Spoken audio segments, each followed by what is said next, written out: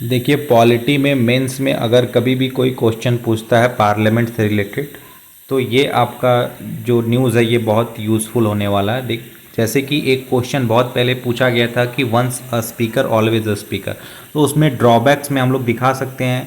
जैसे कि उसमें अगर हम एग्जाम्पल अगर कोट करें, तो ये जो जो केस स्टडी होता है, जो रियल एग्जाम्पल होता है, तो उसके लिए आप ये जो एग्जाम्पल है कोट कर सकते हैं कि 2 हेल्थ बिल जो है पास हुआ है डिबेट के बिना लोकसभा में।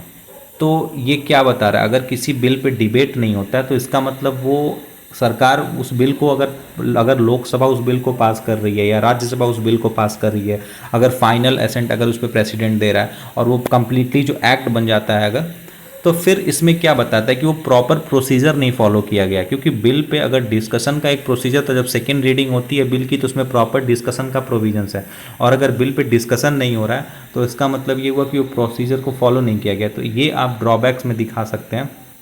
तो इसमें पहला क्या था कि national nursing and midwife commission bill 2023 का, और दूसरा जो था नेशनल डेंटल कमीशन बिल 2023। ये दोनों बिल था बिना डिबेट के ही इसको पास करवा दिया गया बिल को। तो अब इस बिल में क्या प्रोविजंस है उसके बारे में आप रीड कर लीजिएगा, लेकिन आप एग्जाम्पल के लिए बिल को ज़्यादा डिस्कस करने की ज़रूरत नहीं है। आप बस एग्जाम्पल के लिए केस स्टडी में इस दोनों बिल का जिक्र कर सकते हैं, और आप एक ड्रॉबैक में एक आपको पॉइंट जो होता है ये अपने नोट्स में लिख लीजिएगा। क्योंकि पार्लियामेंट में अक्सर क्वेश्चन पूछता है और उसमें जो ड्रॉबैक्स होता है कि या तो उसमें स्पीकर का ड्रॉबैक दिखा सकते हैं या फिर लोकसभा के प्रोसीजर में आप ड्रॉबैक्स दिखा सकते हैं। तो ये एक आपके फैक्ट के साथ जुड़ा रहेगा, तो ये आप अगेंस्ट भी बात नहीं करेंगे और एक फैक्चुअल चीज़ों के साथ आप बात कर पाएंगे इसमें।